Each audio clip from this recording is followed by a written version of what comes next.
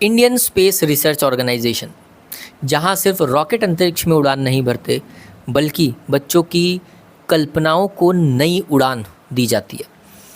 इसी कड़ी में इसरो द्वारा एक यंग साइंटिस्ट प्रोग्राम किया जाता है जो सिर्फ क्लास 9th में पढ़ते हुए बच्चों के लिए है। इस प्रोग्राम को हम युवा विज्ञानी कार्यक्रम कहते हैं, जिसका शॉर्ट फॉर्म है युविका। ये 2 सप्ताह का प्रोग्राम होता है जहाँ पर बच्चे इसरो में जाकर, रेसिडेंशियल प्रोग्राम है, इसरो में जाकर रहते हैं और वहाँ पर ही जो साइंटिस्ट अभी काम कर रहे हैं उनसे मिलते हैं। कुछ हैंड्स ऑन एक्टिविटीज़ होती है, रॉकेट लॉन्चिंग पैड को एक्सप्लोर करते हैं, रॉकेट लॉन्च करते हैं, रोवर बनाते हैं और बहुत सारी एक्टिविटी होती है। इन सारी एक्टिविटी का मुख्य उद्देश्य बच्चों को स्पेस टेक्नोलॉजी, स्पेस एप्लीकेशन और स्पेस में इमर्जिंग ट्रेंड्स के बारे में अवगत कराना है। हमारे साथ हैं अवनी। अवनी ने ये फॉर्म फिल किया था और इसरो में वो 15 दिन करीब इस एक्सपीरियंस को लेके आई हैं। अवनी के साथ हम बात करेंगे कि ये एक्सपीरियंस कैसा रहा, फॉर्म कैसे फिल करते हैं और ये चीज़ कैसे होती है। मैं आपको बता दूं कि अवनी उन 450 विद्यार्थी में से एक थी जिसका ऑल ओवर इंडिया में सिलेक्शन हुआ था। करीब 1.5 लाख फॉर्म भरे गए थे और उसमें से Avni was one of the student. तो हम अवनी से बात करेंगे और जानेंगे कि प्रोग्राम कैसा होता है और कैसे एक्सपीरियंस, अवनी का पर्सनल एक्सपीरियंस कैसा रहा। तो अवनी, सबसे पहले फॉर्म कब आते हैं, कब फिल करना होता है और कैंप कब होता है? फॉर्म मिड फेब से मिड मार्च के बीच में फिल किए जाते हैं। अप्रैल साइड में रिज़ल्ट आ जाता है और मई साइड में कैंप लग जाता है। मई साइड में कैंप लग जाता है। मई साइड में कैंप 2 सप्ताह का होता है, मतलब ये 9th के एंड की बात है ना? ठीक है। अच्छा, फॉर्म कौन सी साइट से फिल किया जाता है? उसमें इसरो की एक ऑफिशियल वेबसाइट है, अंतरिक्ष जिज्ञासा पोर्टल, उस पर फॉर्म फिल करने की सारी डिटेल्स रहती है और वहीं से फॉर्म फिल करते हैं। फॉर्म तो अपनी कौन कौन से कोकुलर सर्टिफिकेट्स अपलोड किए जाएं जिससे हमारा चांसेस ऑफ सिलेक्शन प्रोग्राम के लिए बहुत ज़्यादा हो? स्पोर्ट्स के सर्टिफिकेट रहते तो बहुत अच्छा हो जाता है, पर पार्टिसिपेशन के कोई भी सर्टिफिकेट काम नहीं करते हैं। साइंस फेयर के सर्टिफिकेट होना चाहिए, डिस्ट्रिक्ट, स्टेट या नेशनल लेवल के। स्कूल लेवल भी वर्क कर जाता है पर पार्टिसिपेशन का नहीं होना चाहिए। स्काउट गाइड, एनएसएस और एनसीसी में से कुछ भी आप पार्टिसिपेट कर सकते हैं, उसके 5% मार्क्स जुड़ते हैं। और ओलंपियाड्स के, साइंस और मैथ्स में से किसी चीज़ के अदर जो सब्जेक्ट्स है उसके सर्टिफिकेट्स काम नहीं करते ओलंपियाड में। अच्छा, 8th के परसेंटेज भी रोल प्ले करते हैं सिलेक्शन के लिए? 8 के परसेंटेज सबसे ज़्यादा रोल प्ले करता है क्योंकि वही 50% उसी के जुड़ते हैं। अच्छा, मेजॉरिटी चंक जो है वो 8th का परसेंटेज काउंट होता है, बाकी फिर अदर कोकुलर एक्टिविटीज़ वगैरह काउंट होते हैं। ठीक है। अच्छा, मैं आपको बता दूं कि जो रूरल बच्चे के एरियाज़ हैं उनके लिए अदर से 15% मार्क्स जुड़ते हैं।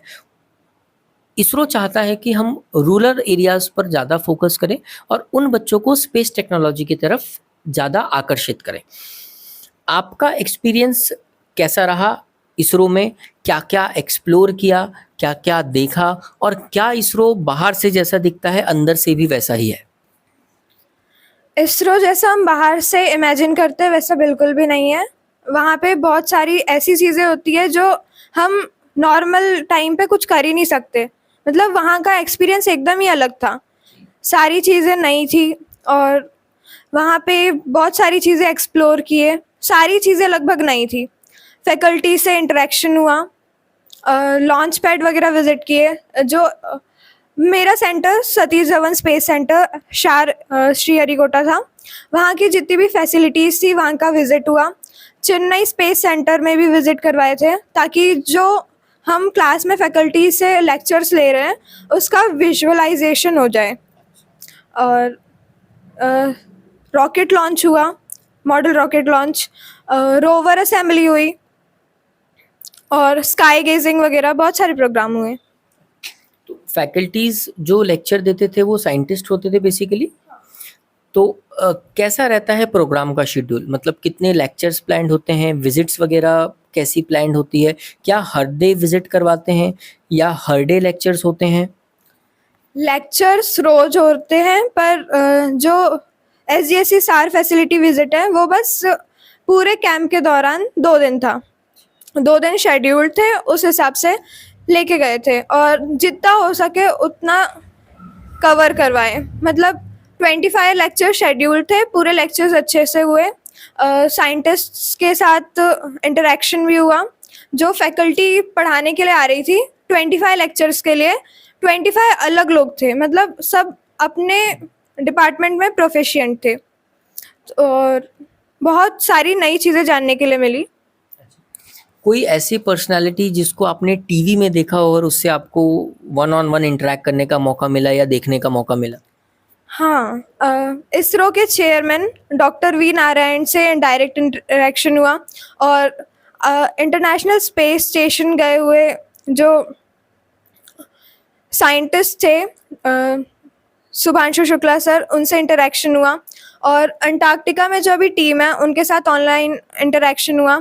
साथ में वहाँ SGSC सार में एक साइंटिस्ट पोस्टेड है जो अंटार्कटिका में रह के आ चुके हैं, तो उन्होंने अपना एक्सपीरियंस शेयर किया कि वहाँ पे क्या क्या होता है।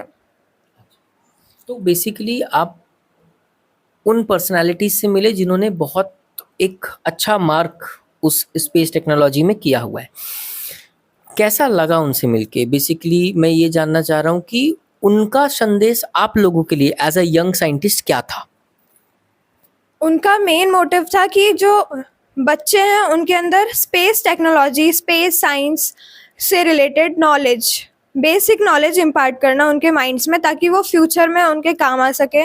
और ये भी था कि फ्यूचर में ज़्यादा बच्चे इस स्ट्रीम को ज्वाइन कर सके। तो ओवरऑल हमारे उन साइंटिस्ट से इंटरेक्ट कर पाना जो ऑन फील्ड उस चीज़ को डेवलप कर रहे हैं, एक्सपीरियंस कर रहे हैं, ये इन छोटे बच्चों के लिए एक बहुत अच्छा एक्सपोजर हो सकता है।